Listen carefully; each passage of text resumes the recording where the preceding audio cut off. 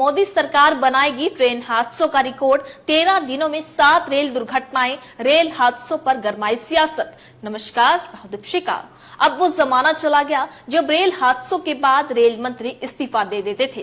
अब कुर्सी से मोहब्बत ज्यादा हो गई है। पिछले कुछ दिनों में कई ट्रेन घटनाएं हुई और 30 जुलाई यानी कल एक बार फिर ट्रेन हादसे की खबर सामने आई, जहां हावड़ा मुंबई मेल ट्रेन दुर्घटना का शिकार हो गई, जिसकी 18 बोगियां पटरी से उतर गई। हादसे में 2 लोगों की मौत हो गई, जबकि 22 लोग घायल बताए गए, जिसमें 4 रेलवे के कर्मचारी भी शामिल हैं। पिछले 13 दिनों में 7 बार ये हादसा हुआ। बता दें कि इससे पहले 18 जुलाई को गोंडा में डिब्रूगढ़ एक्सप्रेस बेपटरी हुई। 19 जुलाई को गुजरात में एक मालगाड़ी डिरेल हुई। 20 जुलाई को अमरोहा यूपी में एक ट्रेन डिरेल हुई। 21 जुलाई को अलवर में एक मालगाड़ी डिरेल हुई। 21 जुलाई को ही बंगाल में एक मालगाड़ी डिरेल हुई।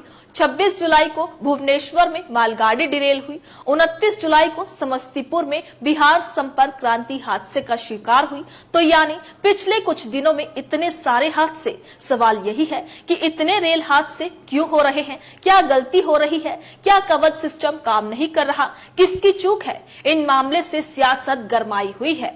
इतनी रेल दुर्घटनाओं ने रेल सुरक्षा व्यवस्था पर भी सवाल खड़े कर दिए हैं, जिसके बाद से विपक्षी भी मोदी सरकार पर हमलावर है। तमाम विपक्षी नेताओं के बयान सामने आए हैं। कांग्रेस ने मोदी सरकार पर निशाना साधते हुए ट्वीट कर लिखा कि मोदी सरकार, रेल मंत्रालय और रेल मंत्री की गंभीरता को समझिए। जून जुलाई में हुए रेल हादसों में 21 लोगों की जान चली गई और 100 से ज्यादा घायल हुए हैं, लेकिन किसी की जवाबदेही तय नहीं हो रही है। रेल मंत्री का जिम्मेदारी से दूर दूर तक कोई नाता नहीं है और मोदी जी तो अपनी मस्ती में मस्त हैं। जनता की जान जाए तो जाए, इन्हें फर्क नहीं पड़ता। तो वहीं आरजेडी प्रमुख लालू यादव ने रेल दुर्घटनाओं को लेकर चिंता व्यक्त करते हुए रेल प्रशासन पर हमला बोला है। लालू यादव ने ट्वीट कर लिखा कि 13 दिनों में 7 रेल दुर्घटनाएं। सरकार ट्रेनों में सुरक्षा व्यवस्था के मूलभूत कदम भी नहीं उठा पा रही है। वहीं भारतीय रेलवे इतनी असुरक्षित हो चुकी है कि ट्रेनों पर चढ़ने से पहले यात्री प्रार्थना करते हैं कि यात्रा उनकी अंतिम यात्रा ना हो। रेल के डिब्बे आज चलते फिरते ताबूत बनकर रह गए हैं। वहीं प्रियंका चतुर्वेदी ने रेल मंत्री को रेल मंत्री ही कह दिया। आप भी सुनिए। इतना शर्मनाक है कि लगातार हम ऑलमोस्ट एवरी सेकेंड डे पढ़ रहे हैं कि इस तरीके से डिरेलमेंट हो रहा है। ट्रेन हादसे हो जाते हैं, जाने चली जाती हैं, उस पर कोई कार्रवाई नहीं की जाती है। रेलवे मंत्री अपने प्रचार में व्यस्त हैं। वो देखते हैं कैसे रेल मंत्री की जगह मैं रील मंत्री बन जाऊं, इंस्टाग्राम रील्स बनाऊं और अपनी वाह वाह लूटूं। सारा जो वहाँ की रेलवेज का बजट है, मुझे तो लगता है उसका 30% तो इनकी प्रचार में ही जाता है। देश का दुर्भाग्य है कि ऐसे रेलवे मिनिस्टर हैं जहाँ पे कोई अकाउंटेबिलिटी नहीं ली जाती। तो वहीं ममता बनर्जी ने भी घटना पर सवाल उठाते हुए कहा कि मैं गंभीरता से पूछती हूं कि क्या यही शासन है? हम इसे कब तक बर्दाश्त करेंगे? क्या भारत सरकार की बेरुखी का कोई अंत नहीं होता?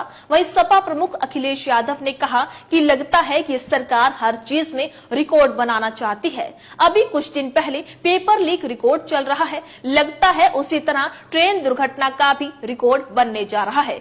सुनिए क्या कुछ कहा सपा प्रमुख अखिलेश यादव ने। सरकार हर चीज में रिकॉर्ड बनाना चाहती है। अभी कुछ दिन पहले पेपर लीक रिकॉर्ड चल रहा था, परीक्षाओं के पेपर लीक हो रहे थे, उसका भी रिकॉर्ड बनने जा रहा है और लगता है उसी के पीछे पीछे ट्रेन के एक्सीडेंट का भी रिकॉर्ड बनने जा रहा है।